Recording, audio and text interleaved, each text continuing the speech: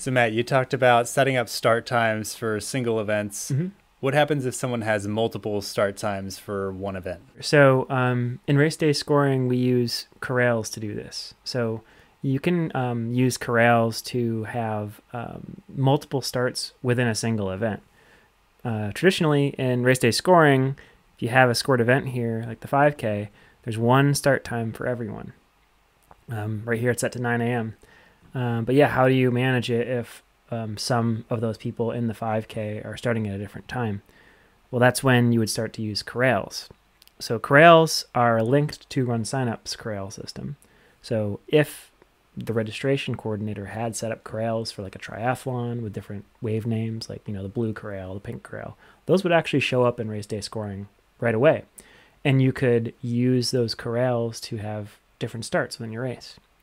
But you can also create Corrals in RaceDay Scoring, and those will get pushed to RunSignup. And you can assign people to a corral, and then you could say that the people in this corral should start at a different start time, and that will override whatever their event start time is. So let's say I've got this event here, I've got some people in it, and this next option here is the corrals option. I've already got a few set up here, just some test ones and ES. This is actually meant to be early start. The idea is sometimes for races, they like to send off a group of participants early if they know that they're going to be taking a very long time to complete the course, so that they can clear out the course faster than they would be able to otherwise. So this is a very common thing. So what you can do is you can say, I'm going to create this early start corral, and you can set it start time for the corral just like you could for a standard event. So instead of setting up, on your scored events, you set it up over here, your start time of day. You would go into your corrals and you would set it up right here. So let's say this race is, it's a 5K. Wouldn't be typical to have an early start for a 5K because it's such a short event, but for the sake of the example here, let's say they start it at 8 a.m. instead of 9 a.m. So what I would do is set this corral start to be 8 a.m. and I'll save the corrals. It's always good to get that extra hour head start on the 5K. Yeah. I'm going to get rid of these other ones here because they're not really going to help us. Okay, so I now have my corral here, and it has 0 members in it.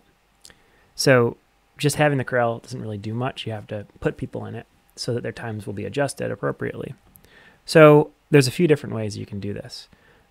First way is when you're looking at a participant, you can come right in here, go into their registration tab, and you'll find the corral selection right here. So I could say this person wasn't the early start. And now, if you save this, if you go back into the record, you can see that their start time of day right here is now 8. So this would show 9 if they weren't in that corral, and 8 if they are in that corral. So this is going to be their gunshot time that we use to calculate their clock time at the end of the day. So that looks good. Now, you don't want to have to do that for every single person that's going to be there. I was going to say, if you got a 1,000-person race, you just have to do that 999 more times. It's not great. So another way you can do this is you can use what's called member auto assignment. So what this does is allows you to use a pretty amazing set of filtering rules to automatically place people into a corral based on some conditions. So let's say in this example, I want to include everyone in the 5K as long as, let's say they are, males between the age of, let's say, I'll do like a 50 starting at, let's do like, actually I'll do 20. Yeah, so let's say we'll do this. We'll do like everyone over the age of 40 is going to be an early start. Let's say 60 is an early start. Well, I'm not sure if I have any examples. We'll do 40. So let's see here. So what this will do is it will say that anybody who is a male in the 5K that is over the age of 40, essentially, should be automatically placed into this corral. So when they sync down into RaceDay Scoring from RunSignup, we'll look at their data and we'll put them into the corral based on that automatically. There's all sorts of other stuff that you could do using this additional filters area. So this is a common thing in RaceDay Scoring, this additional filtering. You can add any kind of filters on any kind of fields that you have. So you could put everybody who's from Morristown into a corral. You could put everybody who, there's all sorts of weird things you could do. Custom questions, if you responded a certain way to a custom question or on sign up, you could use that to put them into a corral. There's all sorts of things. So let's just go with what we had here, and what we'll do is just save and preview assignments. So now what this is going to do is it's going to bring me to this screen, and it's going to tell me all the people that will be moved into this corral right now. So I can just tab through and make sure that things look good. You can see these are all over 40, and they're all in the 5K, so it looks pretty good. And I'm given an option up here. The default is to just assign all included participants, and it will tell me how many.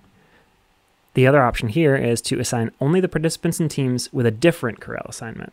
So this would be like if you needed to change but not add. So it wouldn't impact anyone who did not have a corral assignment. In this one, assign only participants and teams without a corral assignment. So this would only say put them into this new corral if they don't have an assignment yet. So usually what you're doing is you're setting this up way in advance and no one has a corral assignment. But if you're not sure, take a look through these options here that may apply to you. Generally, though, you just go ahead and hit continue. And so now we'll see right here, I have 62 members in this corral.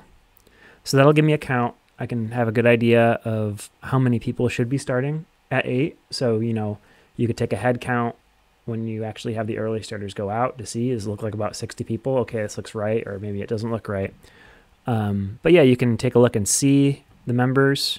You can remove them from a corral on a case-by-case basis right here.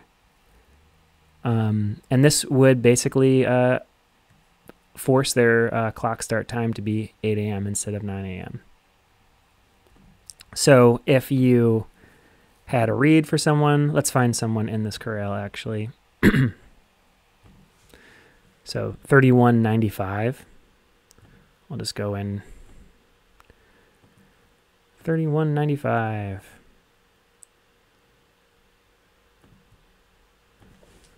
So if we give him a finish time of 10 a.m., that'll accept it. And if I close out of here, I can see that his time is 2 hours, 8 a.m. to 10 a.m. And that's how you'd set up corrals. Now you mentioned removing people from corrals. Yeah, you can, if you needed to remove them, you can just go into the corral members area and just deselect them right here. There is also other ways that you can do corral assignments. So there's this actions option up here. You can import corral assignments and export them. So the import corral assignments is a simple way. You just provide a 2-column spreadsheet of bib number and corral name or corral ID. Sometimes you have someone go to the early start of a race and just write down the bib numbers of the people who are starting, who are actually going to be starting early. And you just type into a spreadsheet and import it here. It's pretty easy. Some people like to manage it that way because there's no rules about who is in the early start necessarily. Like it's not everyone who's over 40 who's male. Sometimes it's just whoever decides they want to do it. And that's one way you can manage it. Now, if you had the corrals already set up and RunSignup and people were assigned to them, you wouldn't have to do any type of import. It would just pull them in. Yeah, it just pulls them right in. Yep. So if the corrals are already there, you don't have to worry about it. You'll see the members showing up in the corral. Now, if you don't assign a start time to the corral itself, we default back to the event start time. So the corral start time of day is not actually something that exists on RunSignup. So if you go to corrals on RunSignup,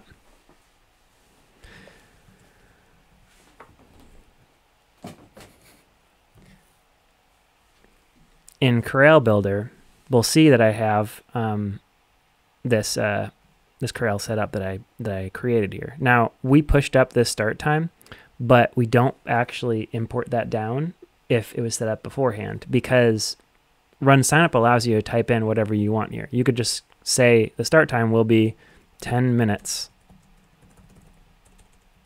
Yeah, minutes after the start. And we can't interpret that as a time. So we decided that, we're just not going to consider that, and you just have to set it in RaceDay Scoring in the time field when you have the actual start time.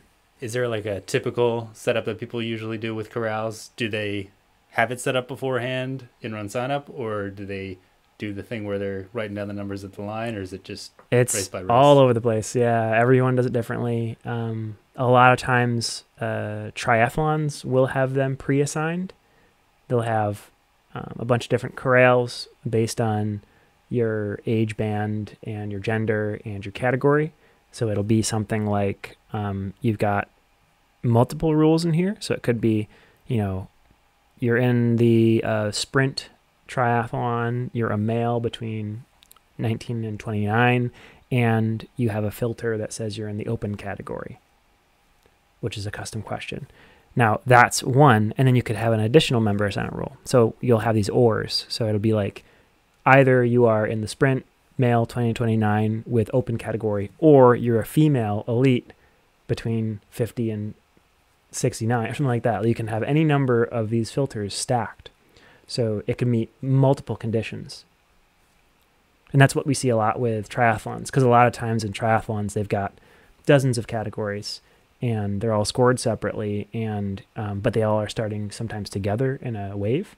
So they'll have like the 9 a.m. wave, the 10 a.m. wave, and whatever, but there's mixture of categories in there. And then I guess if somebody goes off in the wrong corral, you can just easily fix that in here by assigning them to whichever corral they went to. That's right. Yeah, you would just override it, just change whichever one they're in. Now in this case, I only have one, so it doesn't really, I can't really do that. But if you had multiple corrals, you could just switch them right on the participant record. It's tricky sometimes to determine whether you should hard code the corrals and enforce that people actually start in the right corral, or if you should just go and do a chip start time instead. There's cases with races that have multiple waves that go on throughout the day, but they're more of a fun social race. Like a lot of the mud runs that you've seen, they'll do heats throughout the day, and it's just like on the hour, every hour they have waves going off on an obstacle course or a mud run.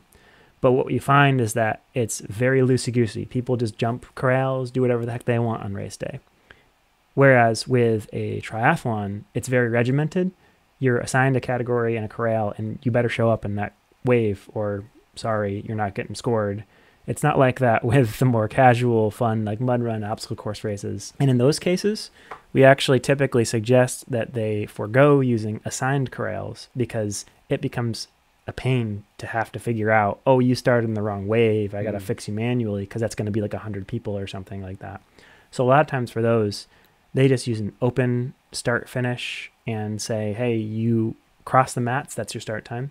And they wouldn't even consider using corrals, because it's just that there's too many times where people just start whenever the heck they want. So yeah. So another thing to think about if you're using corrals with RaceDay Scoring is how we handle chip start reads when it comes to start time assignments. So the way it works in RaceDay Scoring is if you are assigned a 9 a.m. start and you get a chip start time that is prior to 9 a.m., we'll ignore it. We're not going to accept it, because what you want is a chip start time to be a little bit after the gun goes off. You don't care about early chip starts, because that's not a real valid situation.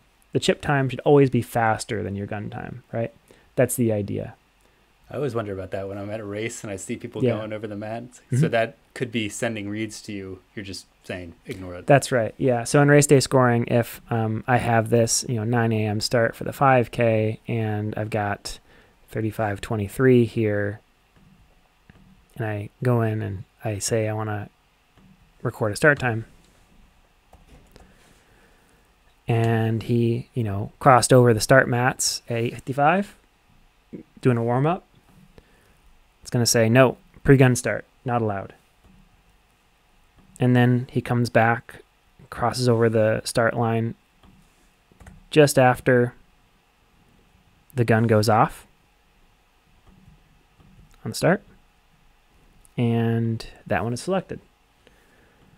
So that's great. And the way that it works with Corrals is that if he was a part of the corral that was starting at a different time, it would also consider that. So let's say that he was actually in the early start.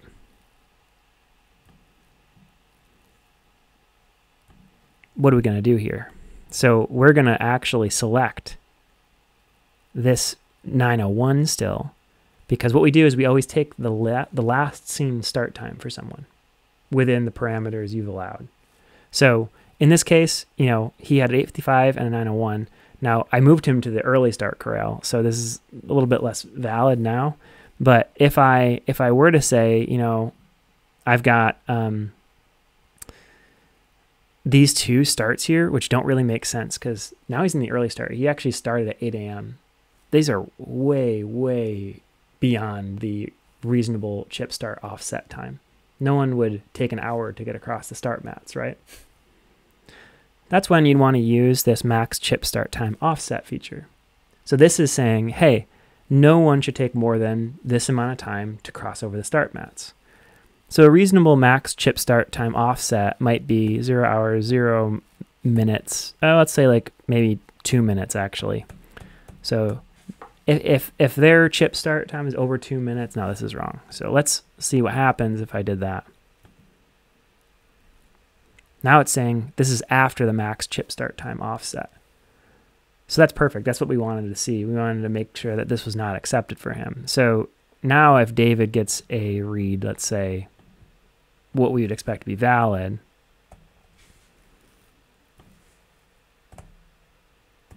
at 8:01, because he was in the early start, that's used.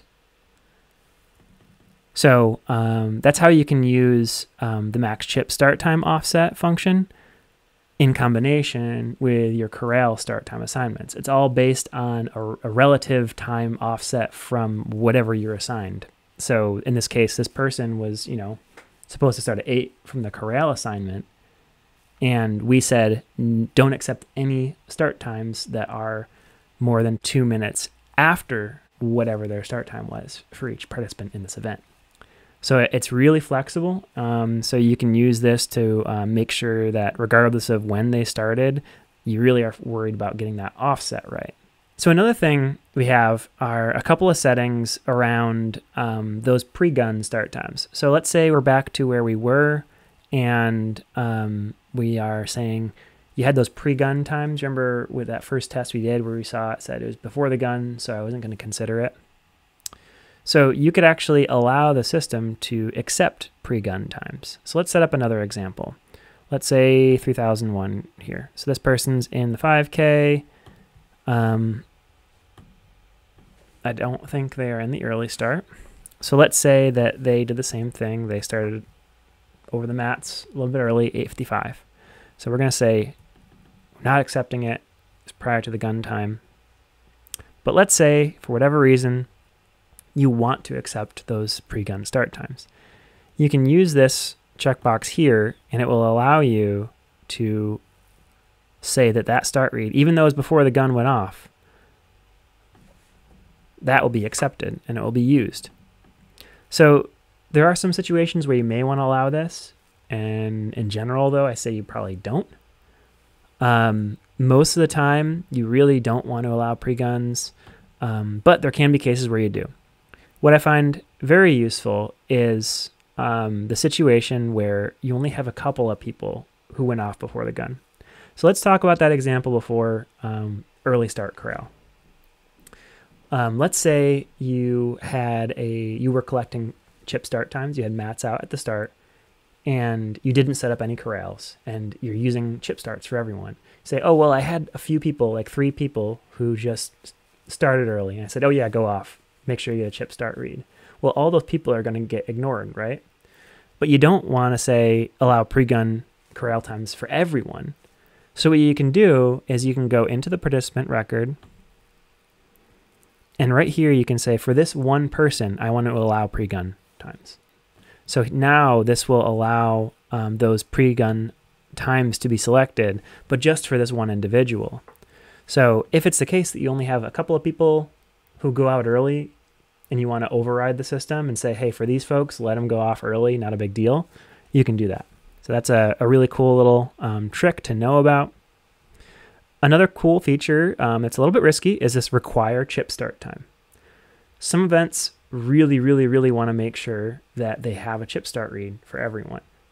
So the idea is that, they want to catch cheaters. They don't want someone just showing up at the finish and not actually starting the race with everyone. So what this will do is it will ignore all reads for everyone until they get a start read.